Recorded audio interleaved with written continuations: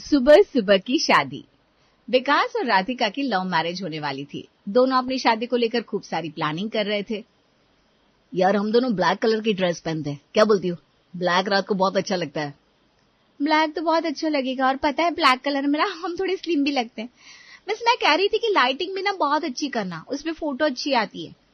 चिंता मत करो, रात को शादी में ऐसा लगेगा जैसे पूरे सितारे जमीन पर आ गया है।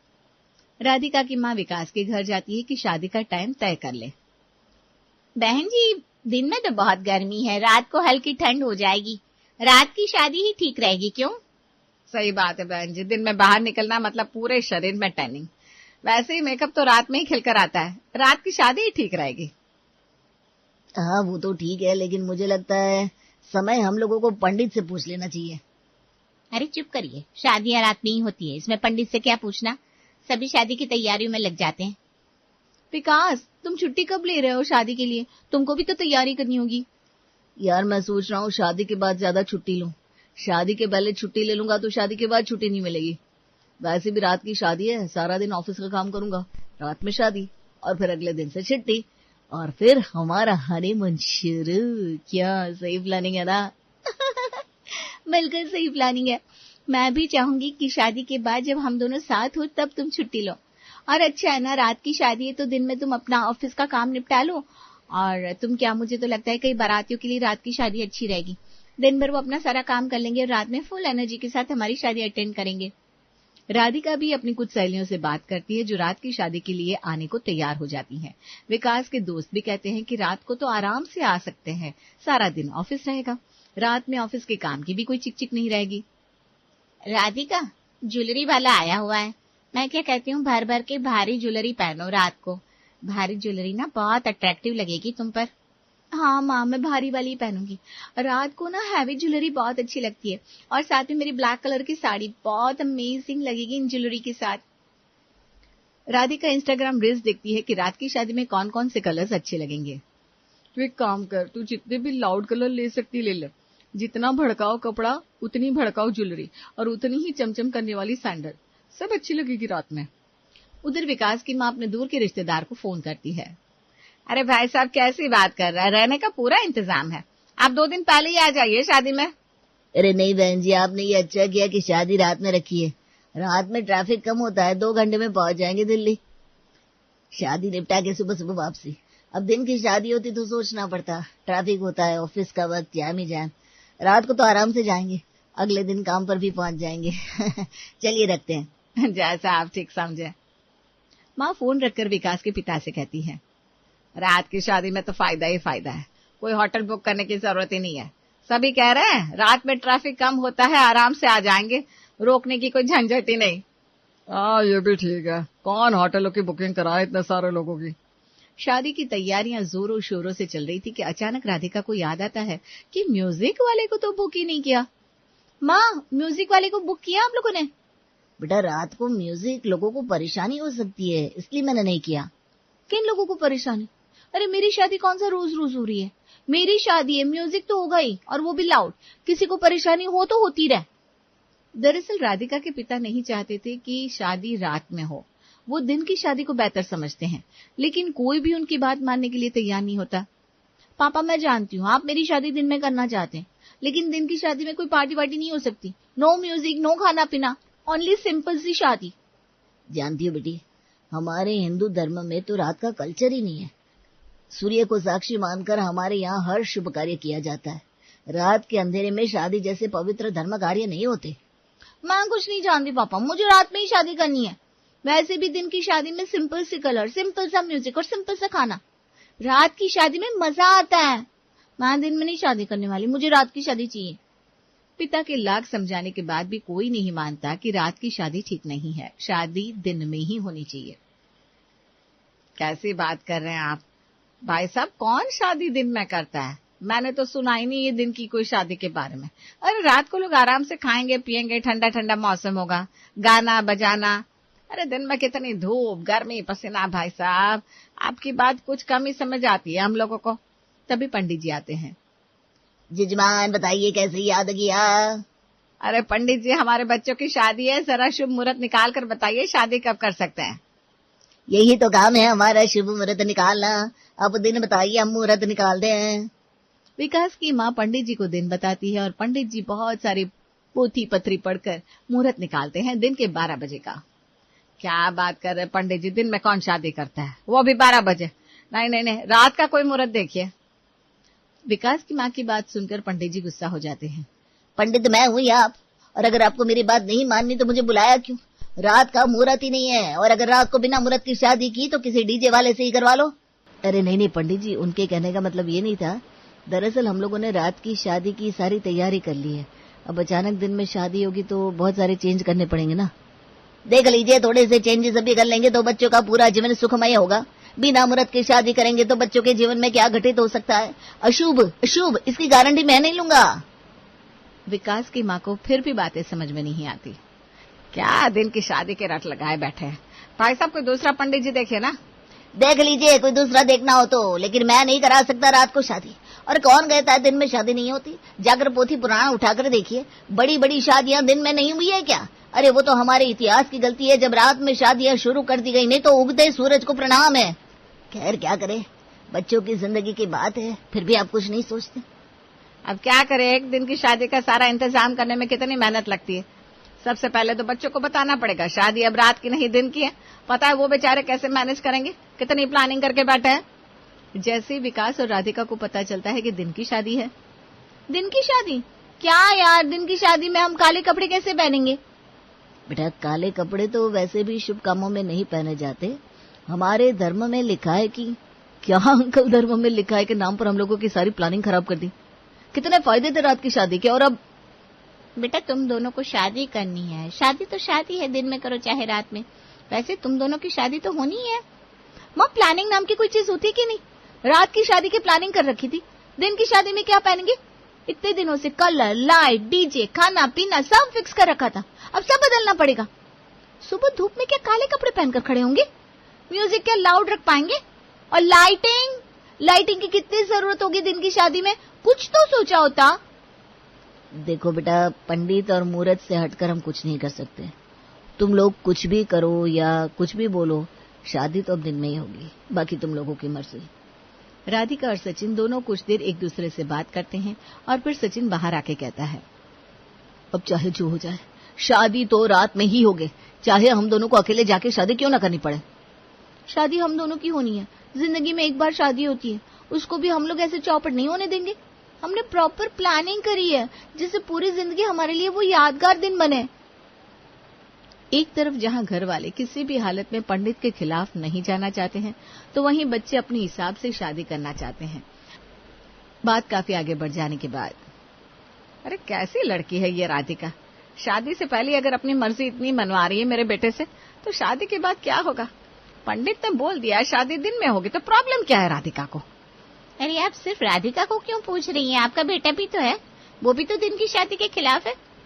हमारी राधिका का ही सिर्फ दोष नहीं है। मैं तो पहले से कह रहा था इन लोगों को कि रात की शादी ठीक नहीं है, दिन की शादी हो रही है तो इनके बेटे को क्या प्रॉब्लम है, और दोष ये सारा मेरी बेटी पर डाल रहे हैं। अब बात इतनी बढ़ जाती है कि दोनों के परिवार और दोनों के माता पिता एक दूसरे को कोसने लगते हैं। तुम अपनी मम्मी को समझाती क्यों नहीं हो? कैसे बातें कर रही हैं? तुम्हारी मम्मी भी कुछ खास अच्छा नहीं बोल रही है, शुरू तुम्हारी मम्मी ने किया था।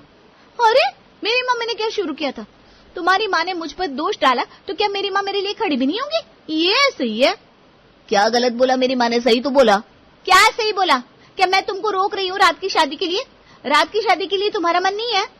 रात की शादी के लिए तुम कह रही थी कि शादी होगी तो रात को होगी। तुमने एक बार भी बोला या पूछा कि दिन में शादी हो सकती है कि नहीं? पार्टी तुम्हें करनी थी ना, तुम चाहती थी लाइट, डीजे, काले कपड़े।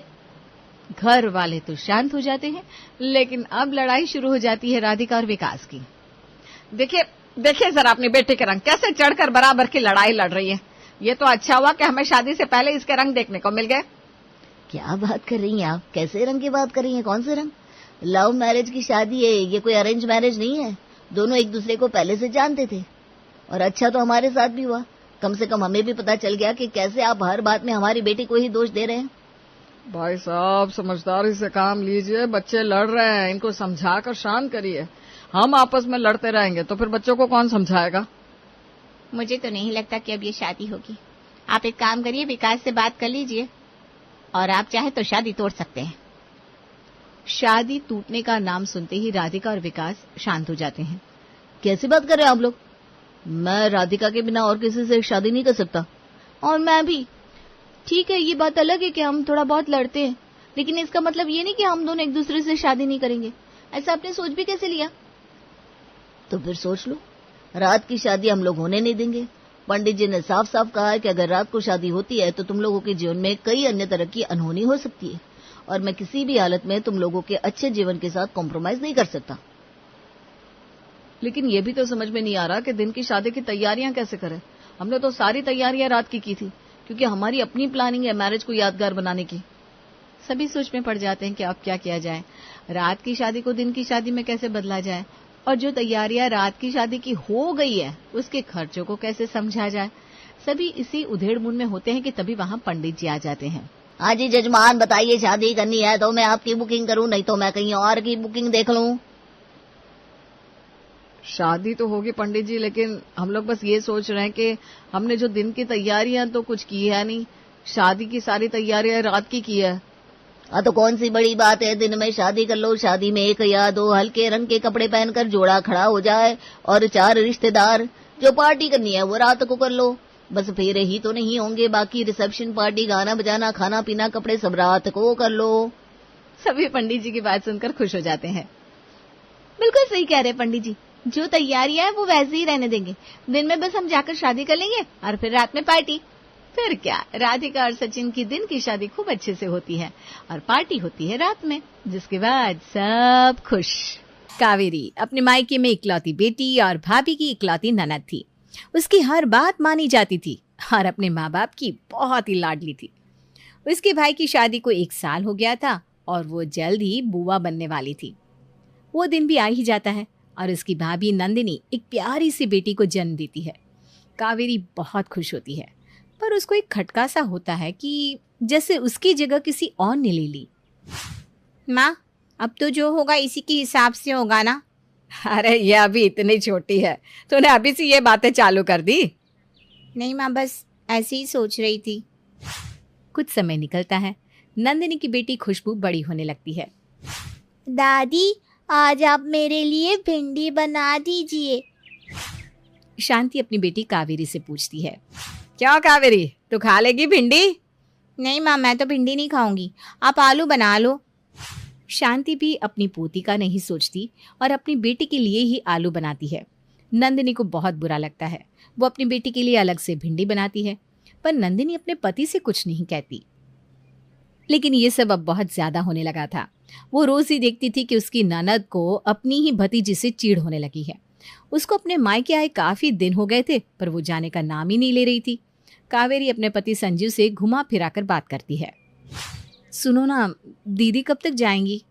मैं इसलिए पूछ रही हूँ जिससे उनके लिए कुछ बनाना हो तो टाइम से बन जाए ना। हाँ, मैं आज ही बात कर रहा था उनसे, शायद कल जीजा जी आने वाले हैं, वो कल चली जाएंगी। चलो छुट्टी हुई, एक दिन की बात और है। अगले दिन नंदिनी की ननद चली जाती है। घर का माहौल थोड़ा ठीक होता है। खुशबू भी अपनी दादी के पास रहने लगती है और उन्हीं के हाथ का बना खाना खाती है। समय बीतता है और नंदिनी को एक बेटा होता है। उधर उसकी ननद कावेरी को इतने सालों में कोई बच्चा नहीं हुआ था। उसे उसकी भाभी और उसके बच्चों से चिढ़ होने लगी थी। इस बार वो काफी टाइम बाद मायके आई। और भाभी, 2 बच्चे कर लिए, कैसी कट रही है जिंदगी? मेरे तो मजे हैं, कोई जिम्मेदारी नहीं है। वो ताना मारते हुए अजीब सा हंसने लगती है। नंदिनी कुछ कहती नहीं, पर वो समझ जाती है कि उसकी ननद को अपनी कमी का एहसास हो रहा है, पर वो जताना नहीं चाहती। थोड़ी देर बाद वो बच्चों से मिलती है। बच्चे बुआ बुआ करते हुए लिपट जाते हैं, पर वो उनको दूर से ही प्यार कर लेती है और बाद में छोटे मोटे गिफ्ट दे देती है। थोड़ी देर में संजीव सबको बाहर ले जाने का प्लान बनाता है।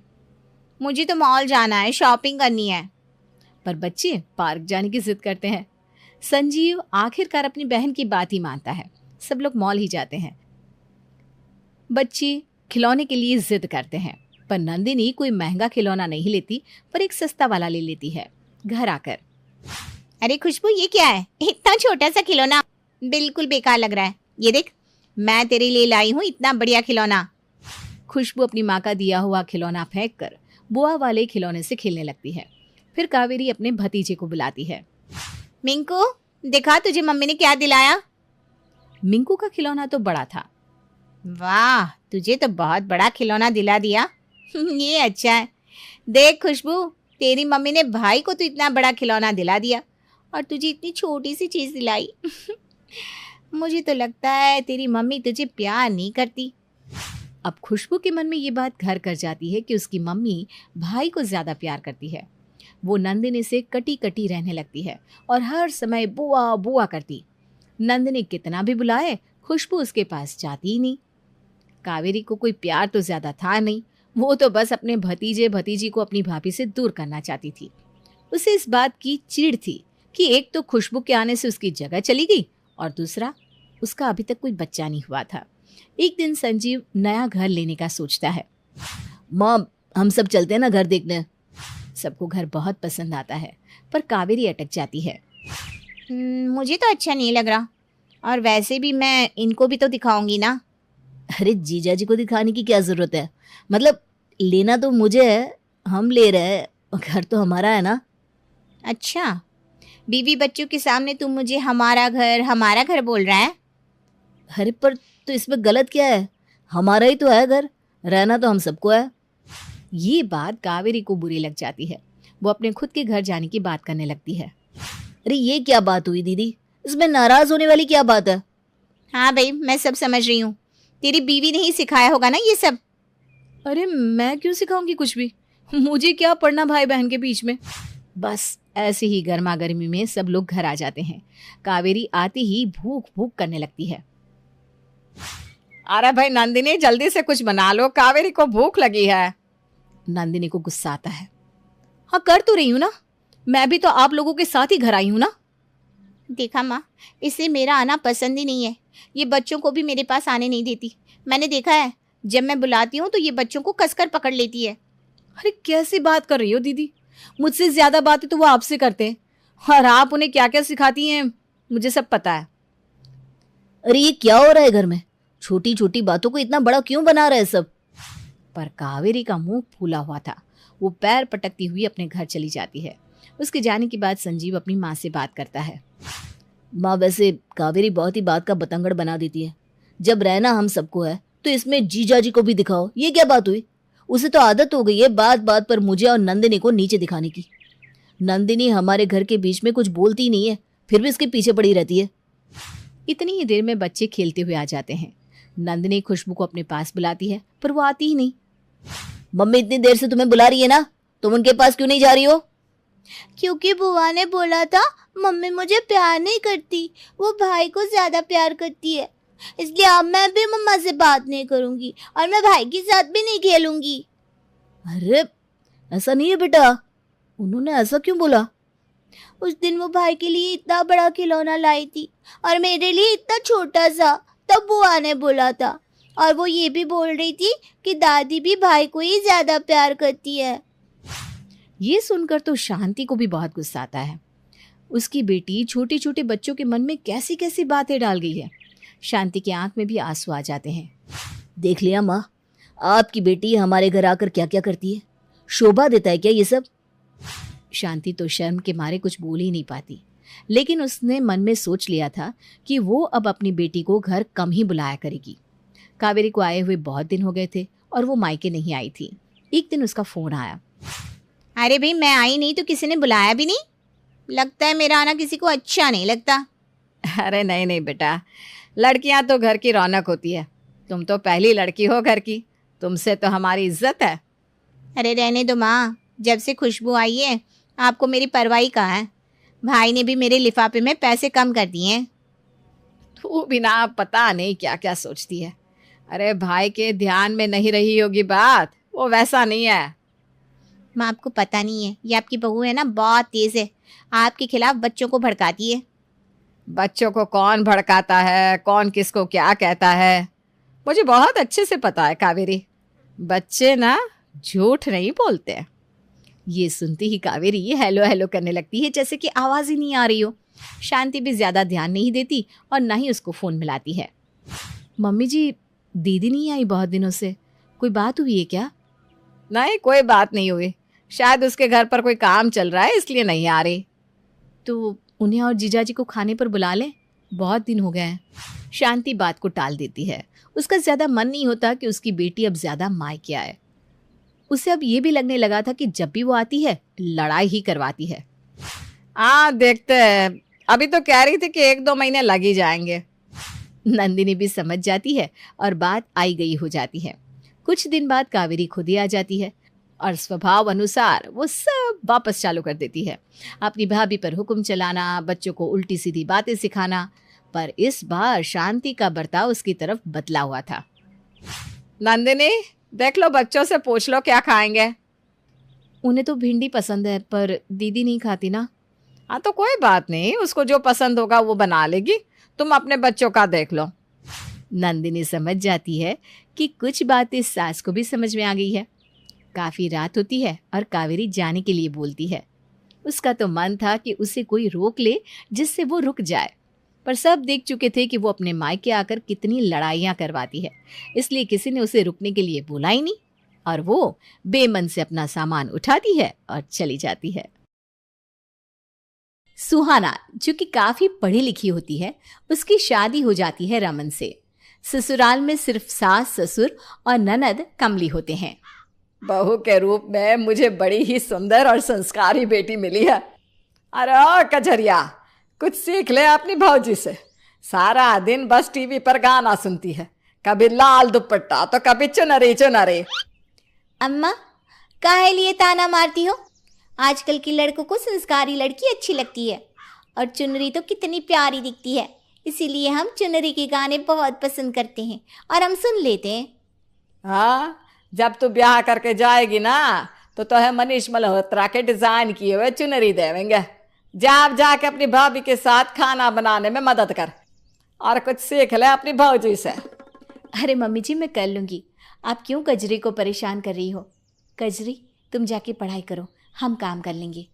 पढ़ाई वो का होती है भाभी? हमने तो कभी नहीं की। कोनो खेल का नाम है का पढ़ाई? माँ जी, ये क्या है? अरे बहुरिया, वो का है ना, कजरी को बचपन से ही पढ़ाई लिखाई बिल्कुल पसंद नहीं थी, तो हमने कभी पढ़ने को लेके फर्ज भी नहीं किया। अब कभी पढ़ी लिखी है नहीं तो का जाने पढ़ाई लिखाई है। काला अक्षर भैंस बराबर है इसके लिए तो। भाभी, काला अक्षर तो कोयला बराबर हुए ना, ये भैंस बराबर का है बोले आप? तुम नहीं समझोगी कजरी। आओ, मैं खाना बनाना सिखाती हूँ।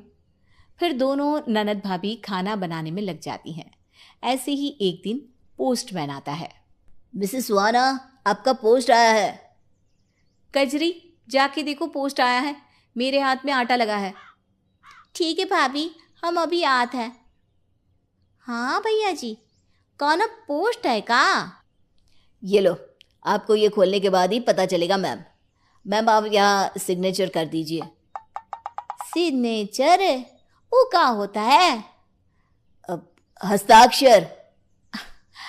अच्छा, वो जो कलम से पेपर पर गोजा गोजी करते हैं वो? गोजा गोजी नहीं, वो सिग्नेचर होता है। वो तो हमको नहीं ना आता। अंगूठा लगा सकते हैं, लगा देवे का? सुबह सुबह जाने किससे पाला पड़ गया। ठीक है, लगा दो। फिर कजरी पेपर पर अंगूठा लगाकर एनवलप लेके किचन में आती है। एक पेपर लाने के लिए ये आदमी आया, इससे अच्छा तो किताब का ही पन्ना फाड़ लेती भाभी, काम था तो। कजरी, वो पेपर दो रोटी रखने के लिए। तभी कजरी एनवलप से पेपर निकालकर उस पर रोटी रख देती है। अच्छा, वो पोस्टमैन कुछ लाया था ना, क्या हुआ उसका? हाँ, तो वो आपने रोटी रखने के लिए पेपर मंगाया था ना भाभी, उस पे हम रोटी रख दिए। अरे बुड़बक, वो रोटी रखने के लिए नहीं था। मैंने तुमसे वो वहां जो पेपर रखा है उस पर रोटी रखने के लिए कहा था। पढ़ी लिखी नहीं हो तो कॉमन सेंस तो होता है ना इंसान में। का तीर कमान का बोली आप? दिमाग नहीं है तुम्हारे अंदर। अम्मा, भाभी हमको देखो कैसन कैसन बोल रही है। क्या बहू, तू हमारी बेटी को क्या कह रही है? हाँ, खबरदार अगर इसे कुछ भी कहा तो हम जिंदा है, अभी मरे नहीं है कि तू कुछ भी कह दे हमारी बेटी को। एक तो पढ़ाई लिखाई नहीं कराई, बच्ची बनाकर रख दिया 22 साल की घोड़ी को। अरे खुद ही भोंगेंगे आप, मुझे क्या। अच्छा सुन बहुरिया, कल कजरी को देखने लड़के वाले आ रहे हैं। हमारी बेटी को राजकुमारी की तरह तैयार करना, समझी? तैयार तो मैं कर दूंगी, इसके दिमाग में अक्ल कौन डालेगा कि उन लोगों से कैसे बात करनी है। अरे तू उसकी चिंता ना कर, हमारी बेटी बहुत ही समझदार है। वहीं जब लड़के वाले आते हैं, तो बेटी कहाँ तक पढ़ी हो? हम ग्रेजुएशन पास है। व्हाट? अब वो 15वीं की पढ़ाई जो ग्रेजुएशन कहता है ना। इट्स ग्रेजुएशन, ग्रेजुएशन तो कुछ नहीं होता। मॉम, आप किस गवार से शादी करने के लिए लाए हो मुझे? इससे ग्रेजुएशन तक नहीं पता, क्या ही पढ़ी लिखी होगी। चलो यहाँ से, मैं इससे शादी नहीं कर सकता। अरे बेटा सुनो तो। लेकिन वो लोग वहाँ से चले जाते हैं। ऐसे ही कई रिश्ते आए, लेकिन कजरी की बेवकूफ़ी और अनपढ़ होने के कारण कोई भी उससे शादी करने के लिए तैयार नहीं होता, जिस कारण घर में टेंशन का माहौल बन जाता है। बहू, कजरी के लिए एक रिश्ता आया है, अब तू ही है जो हमारी नाक कटने से बचा सकती है। मैं कैसे बचाऊं? आपने ही अपनी लड़की को अनपढ़ रखा, तो इसमें मैं क्या कर सकती हूँ? अरे बस लड़के वाले जो भी पूछे ना, उसका जवाब तू दे दीजो, बाकी सब मिलकर हम संभाल लेंगे। लड़का बहुत ही पढ़ा लिखा है, खानदानी लोग है, अच्छा घर द्वार है। अगर कजरी की शादी यहाँ हो गई ना तो राज करेगी राज। एक बार शादी हो गई तो कौन ही पूछेगा पढ़ाई का। अरे खुद ही इतने अमीर लोग हैं। ठीक है, मैं अपनी तरफ से पूरी कोशिश करूंगी। वहीं अगले दिन लड़के वाले घर आते हैं। वेलकम बहन जी, वेलकम। व्हाट? इनका मतलब था वेलकम। मॉम, किस गवार की यहाँ आप ले आई हो? जब माँ ही अनपढ़ है तो बेटी कैसी होगी? डोंट वरी, हमारी कजरी बहुत गुणी है, शी इज़ वेल एजुकेटेड। बहू की बातों से उन्हें तसल्ली मिलती है। सभी घर में आते हैं। ननद और बहू मिलकर सभी को चाय नाश्ता देते हैं। तो बेटी, खाने में क्या बना लेती हो? मैगी। क्या बाकी कुछ बनाना नहीं आता तुम्हें? इसके कहने का मतलब है कि मैगी इसे बिल्कुल नहीं पसंद। वो छोड़कर सारा खाना बहुत ही स्वादिष्ट बनाती है हमारी कजरी। वाह वाह वाह, बहुत गुणी हो बेटा तुम तो। आपने पढ़ाई कहाँ तक की है? कजरी ने IASMF की डिग्री ले रखी है। ये तो मुझसे भी ज़्यादा पढ़ी लिखी लग रही है। पता नहीं किस डिग्री के बारे में बात कर रहे हैं। अगर पूछ लिया तो इन लोगों को लगेगा कि मुझे कुछ आता ही नहीं है। अरे क्या सोच रहे हैं आप लोग, हम ये रिश्ता पक्का समझे? 5 मिनट, हमें अकेले में बात करनी थी। ठीक है जी। फिर तीनों अकेले में जाते हैं। बेटा, लड़की तो बहुत ज़्यादा पढ़ी लिखी लग रही है। अरे लेकिन लड़की गुणी है, संस्कारी है। लेकिन ज़्यादा पढ़ी लिखी रहेगी तो उंगली पर नचाएगी। माँ, अब मुझे कजरी पसंद है, भले ही मुझसे ज़्यादा पढ़ी लिखी है। फिर नखरे सहने के लिए तैयार रहना। वैसे जब लड़की के माता पिता ने इसकी पढ़ाई पर इतना खर्चा किया है तो दहेज भी मोटा मिलेगा। सही कह रहे हो जी। फिर तीनों सबके सामने आकर बैठ जाते हैं। हो गई कन्वर्सेशन? जी भाभी, हमें कजरी बहुत पसंद है। हाँ, हम इसे अपने घर की बहू बनाने के लिए तैयार हैं। बस हमारी छोटी सी शर्त है कि लड़की जब हमारे घर आए तो सोने और पैसों से लदी होनी चाहिए, किताबों से नहीं। और बारात में हमारे रिश्तेदारों की जमकर खातिरदारी होनी चाहिए और विदाई के समय सबको महंगे महंगे गिफ्ट। बस यही कुछ चीज़ें थी जो बात करनी थी। ये सुनकर कजरी की माँ को चक्कर आ जाता है। आप ठीक तो है ना बहन जी? हाँ, पहले से बेहतर हूँ, लेकिन आप लोग इतना दहेज मांग रहे हैं, कैसे चलेगा? दहेज नहीं आंटी जी, ये तो गिफ्ट मांग रहे हैं। अब आपकी बेटी इतनी पढ़ी लिखी है तो इतना तो आप दे ही सकते हो ना उसके लिए। अगर लड़की पढ़ी लिखी ना भी होती तो हम एक जोड़े में ब्याह कर ले जाने के लिए तैयार थे, लेकिन पढ़ी लिखी लड़की के नखरे संभालने हैं तो उसके लिए हम खुश रहे, ये भी तो ज़रूरी है ना। आपको किसने कहा कि कजरी पढ़ी लिखी है? बेटी तुमने ही तो कहा वो IASMF है। अब इतनी बड़ी डिग्री बता दी तो हम क्या ही कहें। हाँ, मुझे तो पता भी नहीं है कि ये क्या होता है। मैं क्या कहूँ अब। तभी सारे घर वाले जोर जोर से हंसने लगते हैं। आप लोग ऐसे हंस क्यों रहे हो? इसलिए क्योंकि मैंने आपको बताया था कि कजरी पढ़ी लिखी नहीं है, फिर भी आप कंफ्यूज हो गई। क्यों झूठ कह रही हो?